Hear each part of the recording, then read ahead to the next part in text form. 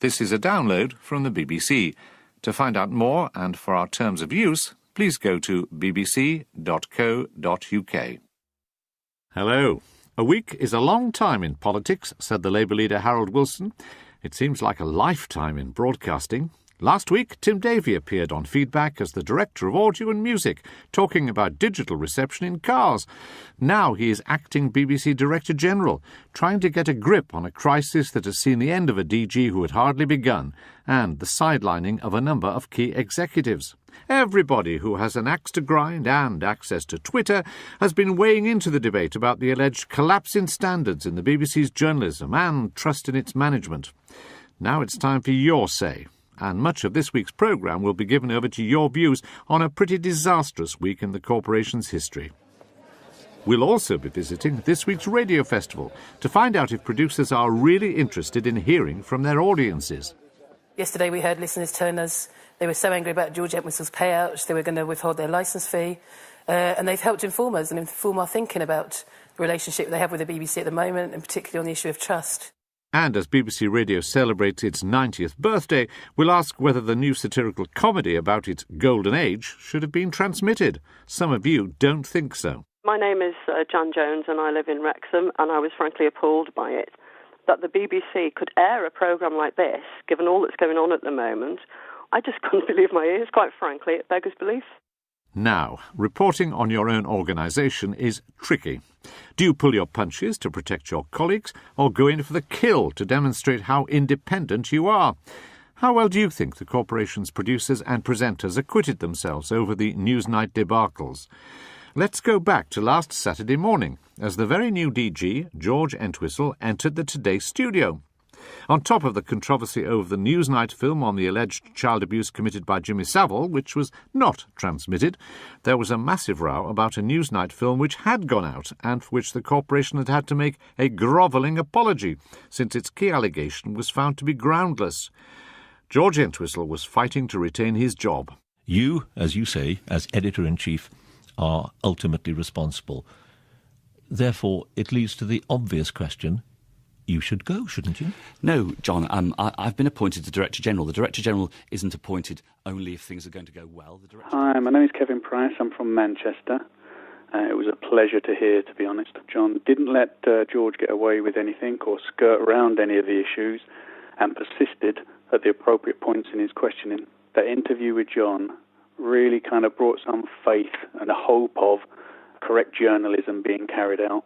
The second this was brought to my attention last night, I immediately started... Brought to your attention? Do you not read papers? Do you not look? Do you not listen to the output? Hello, I'm Sue Pepper from Thatcham in Berkshire. I felt uncomfortable listening to John Humphreys. He seeks to humiliate rather than elicit the facts, and appears sanctimonious, superior and biased. My name's Roger Johansson, and the fact that one of their journalists could interview the man who was effectively his boss in such an uncompromising manner is one proof of why the BBC is the envy of broadcasters throughout the world. By the following morning, the Director General had resigned. The World This Weekend was extended to cover the worsening crisis. But was the corporation giving its own affairs too much prominence? Hello, my name is John Wilde. I'm calling from Gillingham in Kent. I was very surprised to find that the problems of the BBC management was the very first item on the programme in the headlines. Especially on Remembrance Sunday, that seemed very much out of proportion. I switched away from the extended bulletin to listen to Radio 2 and found the same item was the first item on the 2 o'clock news there. Downing Street says the BBC is facing a very serious crisis and it needs to get a grip. As the crisis rumbled on, news programmes scrambled to find former and present BBC grandees to comment. Some of the corporation's leading presenters waded in, including John Simpson and Jeremy Paxman, and on Monday's Today programme, David Dimbleby, who had tried and failed to become DG and BBC chairman in the past. Bureaucrats, when they're asked to cut back on the scale of the BBC and its costs, immediately increase the number of managers to deal with the cuts. The people who suffer are the people who do the real work. My name is Peter Roberts from Basingstoke. At last, somebody from the BBC saying what is wrong with the BBC. When somebody of such standing makes such a strongly worded indictment, and it's time for the bosses to sit up and notice. I'm Lucy Emerson. I was really shocked to hear David Dimbleby say that the BBC need to find the right man for the job. And he didn't just say it once, he repeated it and placed emphasis on the word man. I personally wonder whether a woman as Director General isn't exactly what they need right now. As the week progressed, the coverage was unrelenting. Such scrutiny was, for listener Martin McCaig, entirely justified. These events reflect a problem with the BBC's journalistic culture in general.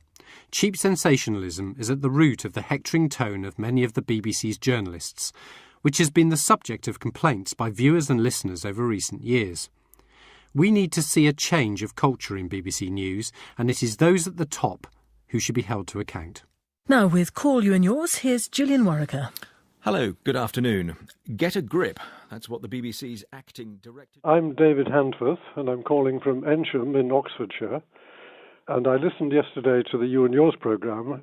It was a good programme with a very good balance of opinions being used. But at the end of the programme, I was a bit shocked to hear that the media show had been doubled in length and was also going to be devoted to this. And I think this is really going too far. And I think there shouldn't be so much almost narcissistic examination on air. Listener David Handforth, many of you have asked us to make clear that you hold similar views about the extent of the coverage of the crisis, and still more got in touch to say that what really matters are the programmes. My name's Gerald White. I live in Leeds. I'm 85 years old, and I go back a long way with the BBC, till before the war, Children's Hour, the very first Desert Island Discs. This week particularly, I've been listening to the Composer of the Week on Radio 3. And with all this trouble at the BBC at the moment, it occurred to me that at the same time, down in the engine room, everybody's making these programmes. So I just wanted to say, well done, and I shall keep listening. Thanks to all of you who got in touch. In the last day or so, coverage has quietened down, particularly since Abu Qatada was released from prison and violence flared once more in the Middle East. But it will be a short-lived hiatus. This week has also seen the annual gathering of the radio industry, which is the Radio Academy's Radio Festival. It took place in Salford, and the feedback team went along keen to make the voice of the listener heard amongst all the radio professionals thronging the halls of Media City. We were there, appropriately enough, to take part in a session about the audience. But before I went into that event, I'm afraid I couldn't miss the opportunity to ask the media executives rushing past me what they thought of the week's hot topic. First I found Tim Blackmore, the first director of the Radio Academy, and asked him, will it be very difficult for the BBC to regain the trust of its audience, if it has lost it?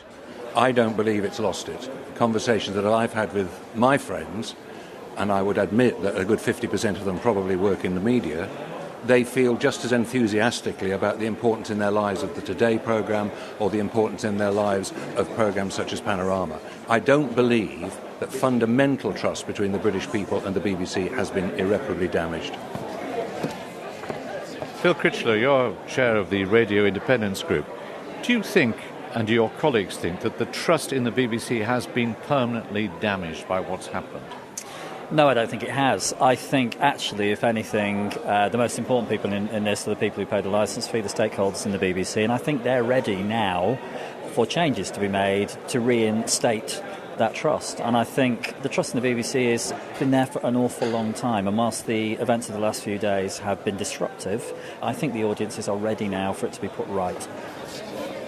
Whilst the programme director talks sport, there's still a great affection, love and determination from British public in general to keep a public service broadcaster. There is some hope within this carnage that out of it maybe we do have a clearer structure, a more effective way of working with the journalism within the BBC, and there is some kind of hope, I think, which is quite palpable talking to people, that if it could move quickly and decisively, things actually might be better as a result of what's happened.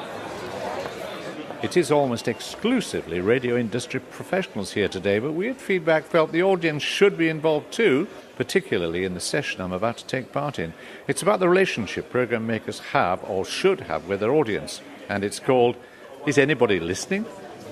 Hello, my name's Andrew Tonkin from Corby, Northamptonshire, with the buzz phrase of the last 2 or 3 days being get a grip. I suppose it'd be interesting to see how confident the other people are in their roles and how confident they are in delivering what they think people would like to hear. Hello, my name is Sandy Dunn and I'm here as a Radio 4 listener for the Radio Festival in Salford. Hi, I'm Paul Beckwith. I'm from Cheltenham, listener of Radios 2, 4 and 5, and I'm particularly interested in how they are going to explain how they interact with the audience. So, good morning. Thanks for coming to the session. We've got a great lineup, and we're going to start with Roger Bolton from Radio 4's Feedback, the original and still most highly effective listening tool for the audience. And we're going to be asking how you can get feedback. There are basically 3 ways, I suppose, in which people normally interact via feedback. Method A is when the producers actually come on the programme and deign to actually talk to listeners, and also, my goodness, occasionally... We've got Louisa Compton, who's the editor of daytime programming for BBC Radio 5 Live, which includes the multiple award-winning Victoria Derbyshire show. In the current climate, I can't really talk about our relationship in the audience without talking about what's going on at the BBC at the moment. And over the last few weeks, we've given our audience every opportunity to tell us exactly what they think about the BBC. Yesterday, we heard listeners telling us they were so angry about George Entwistle's payouts, they were going to withhold their licence fee. And they've helped inform us and inform our thinking about... The session focused on key areas of contact between listeners and broadcasters, including how easy or how difficult it is to communicate with producers, the business of making complaints, and the role of social media. Once it was over, I took our listeners to a studio across the canal, in one of the BBC's new buildings in Media City, to discuss their views of this crucial relationship between programmes and the audience. Where better to begin than with making a complaint? How easy is it? Paul Beckwith has done some research of his own.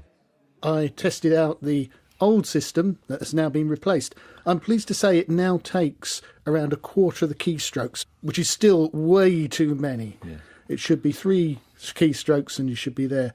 And as for comments, the new radio pages, every page should have a Contact Us tab. Can I ask you, Sandy, you want that same facility, do you? Well, that's one way of doing it. For me, I like it more directly via... I think Facebook is very useful because it's just so simple and direct. But you never get a producer or an editor come back to any of your comments on the Facebook page. Well, Andrew, that's the crucial thing, isn't it? You may be able to get in contact more quickly now with the producers or whatever, but whether they listen and reply to you is another matter. What's your experience? Crikey, I was struck by...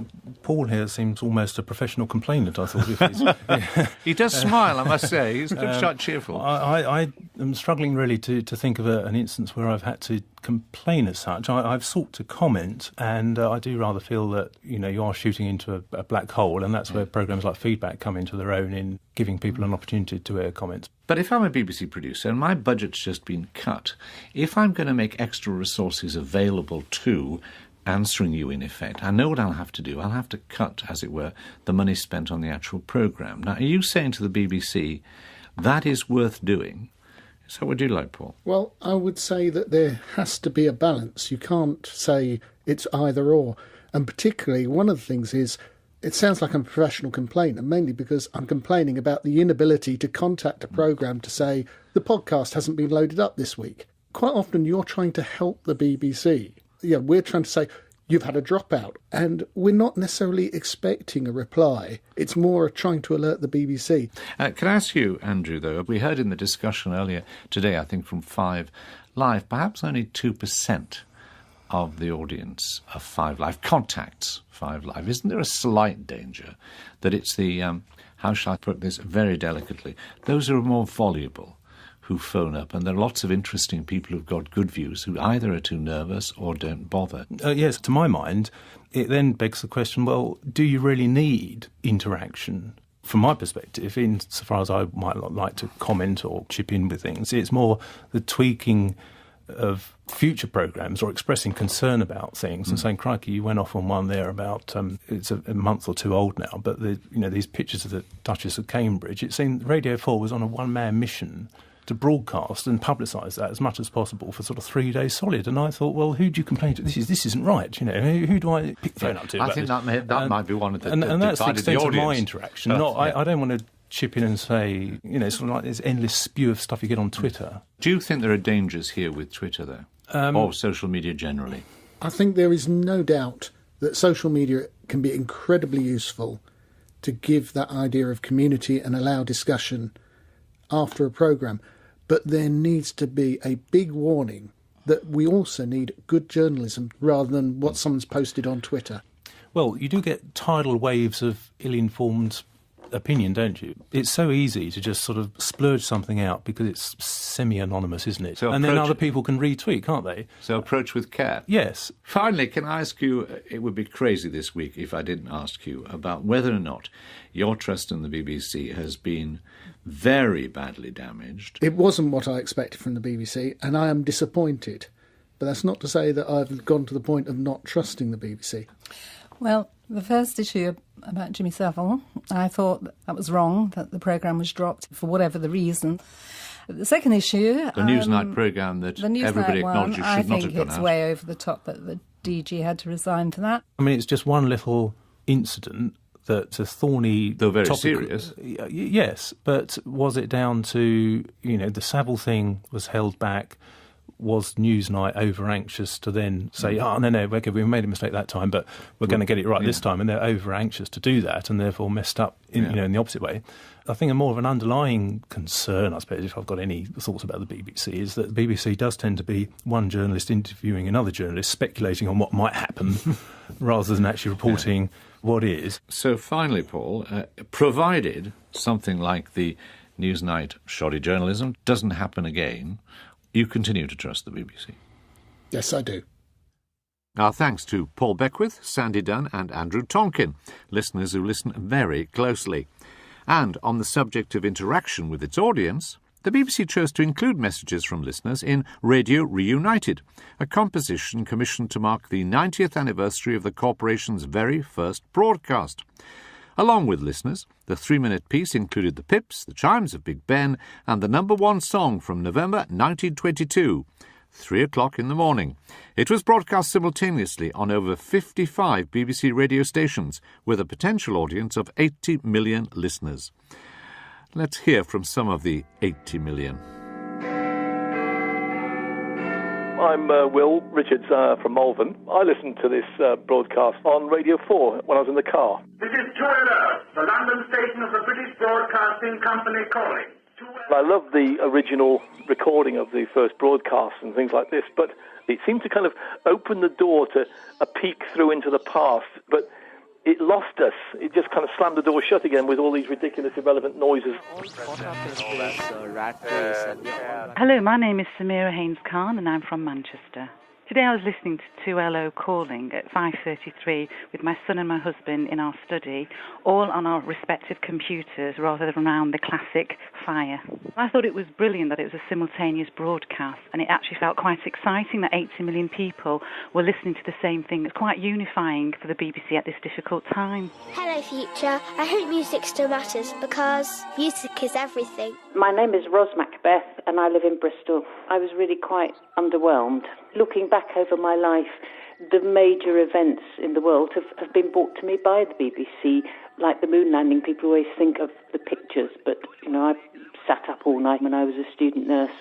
We put the radio on to try and catch up with what was happening. I don't think it reflected the enormity of 90 years of the BBC. These are the ways to keep living with one another. In the future. Hi, my name's Derek Cheney and I'm now resident in Denver in Norfolk. And I'd been looking forward to hearing the piece. Well, sadly I thought it was dreadful. It's been a very tough week for the BBC, given everything that's happened. Are you sure this wasn't the real reason for the DG's departure?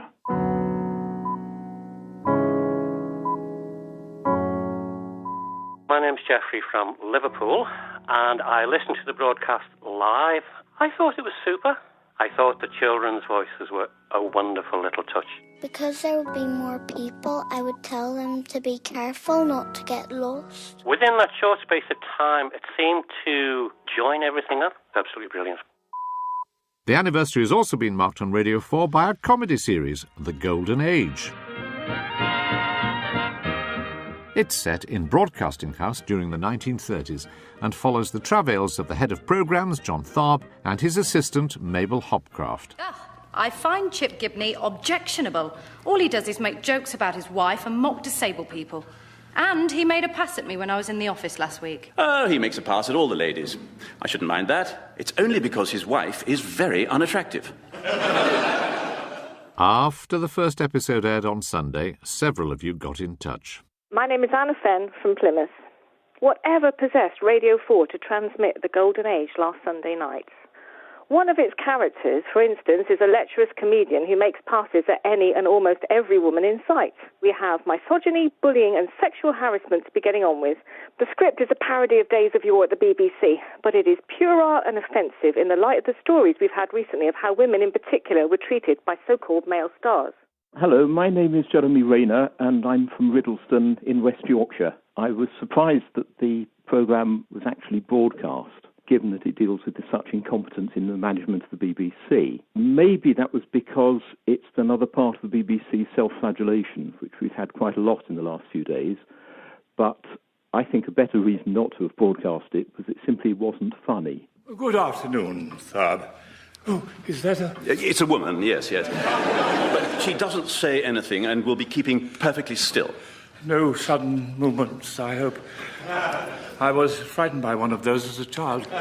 No need to worry, Captain Tufts. My name is Jan Jones and I live in Wrexham, and I had the misfortune to catch the Golden Age, and I was frankly appalled by it. That the BBC could air a programme like this, given all that's going on at the moment, I just couldn't believe my ears, quite frankly. It beggars belief. Whenever Roger speaks to producers, they're always right and the listeners are always wrong. With something like this, I think that they'll try and say, well, it's ironic. So please don't let them get away with the irony excuse, because it's just not on. It won't wash. It wasn't ironic. It was rubbish. Well, we put your concerns about the timing of the programme to Radio 4 and were told that the Golden Age was commissioned as one of the programmes to mark BBC Radio's 90th anniversary, and therefore its scheduling reflects the fact that the anniversary falls this week. Radio 4 also said that they feel, and I quote, "It would be a shame at this time to deprive listeners of the opportunity to hear this sharp and illuminating series." The producer is Simon Mayhew Archer. Simon, when did you start working on this programme? When did the writer start working on this programme? Presumably long before the Savile or other scandals happened. Yes, Arthur sent me the script a good 12 to 18 months ago, I'd say. Listener Anna Fenn found it, and I quote, "puerile and offensive in the light of the stories we've heard recently of how women in particular were treated by male so-called stars." Do you think to make jokes in that way about sexual attitudes is right for satire, and particularly at this time? I would say that to make jokes about sexual attitudes is right for satire. You can go back in the history of all satirical comedy programmes and films. They always tackle controversial subjects. And satire is another way of shining a light and exploring these issues. At no point in the programme were we ever saying these attitudes are right or okay. We were always saying, look at these stupid people with these incredibly old-fashioned, terrible attitudes. Aren't they ridiculous?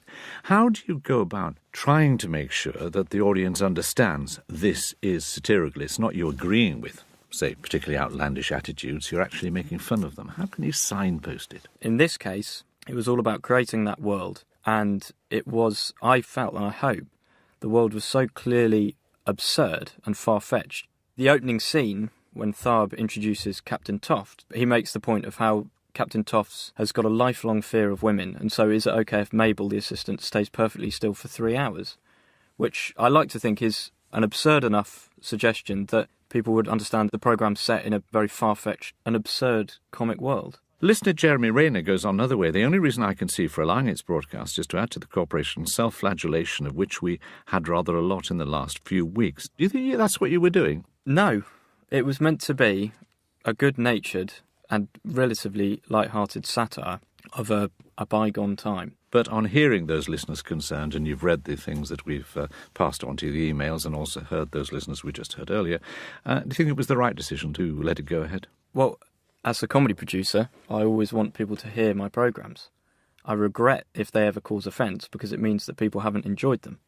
I appreciate it's difficult to sit here and say how much I like the show because I made it and there are clearly people who didn't. But I would like to think there are listeners out there. There must be. that also enjoyed the show and found it funny and didn't think it was offensive. The bottom line is you want to go out and you want to make people laugh. And the BBC should continue to make fun of itself, even if the flack it's getting on other issues is pretty intense. The BBC is an extremely large, sometimes not too nimble organisation, but one of the key things is that it maintains some element of independence. And that means that a comedy department is independent of a news department and so on. And, as well as self-flagellating and reporting and making sure that it takes an independent and unbiased view on everything, it should also be able to mock itself. Our thanks to Simon Mayhew Archer. Well, we're nearing the end of this week's programme and indeed this current series of feedback. We'll return in early January, when we will probably have a new DG, complete with body armour and a parachute. I'm sure you'll have plenty to say about it all, and we want you to keep writing, emailing, phoning and tweeting us over the coming weeks. We read every bit of your correspondence in whatever form it arrives. So, the contact details are coming up, and who better to read them for us than someone who has herself been something of a radio landmark, and a voice and a presence which means a huge amount to many of you, not least listener Robert Barras. I was saddened to hear of Charlotte Green's impending departure from Radio 4 and would like to pay my own tribute. Her voice is, for me, as timeless and spine-tinglingly emotional as the sound of a Spitfire's Merlin engine, as all-pervadingly resonant as the sound of a transatlantic liner's klaxon, reverberating around New York Harbor, and as effortlessly beautiful as a Mozart piano concerto. In short, her voice is an incomparable national asset and deserves to be treasured. And here is the treasure that is Charlotte Green.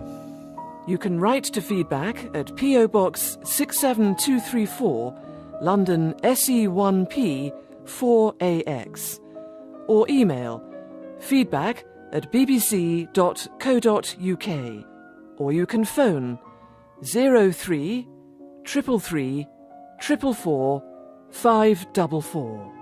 Did you hear the sound of a Spitfire there? Or the klaxon of a cruise liner? Or a Mozart concerto? Whichever one, with an invitation like that. How can you refuse? Goodbye.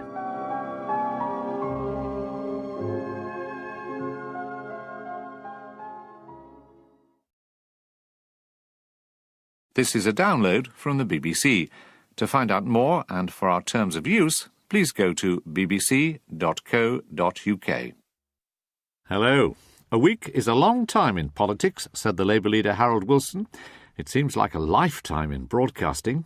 Last week, Tim Davie appeared on Feedback as the Director of Audio and Music, talking about digital reception in cars. Now he is acting BBC Director General, trying to get a grip on a crisis that has seen the end of a DG who had hardly begun, and the sidelining of a number of key executives. Everybody who has an axe to grind and access to Twitter has been weighing into the debate about the alleged collapse in standards in the BBC's journalism and trust in its management. Now it's time for your say, and much of this week's programme will be given over to your views on a pretty disastrous week in the corporation's history. We'll also be visiting this week's radio festival to find out if producers are really interested in hearing from their audiences. Yesterday we heard listeners telling us they were so angry about George Entwistle's payouts, they were going to withhold their licence fee.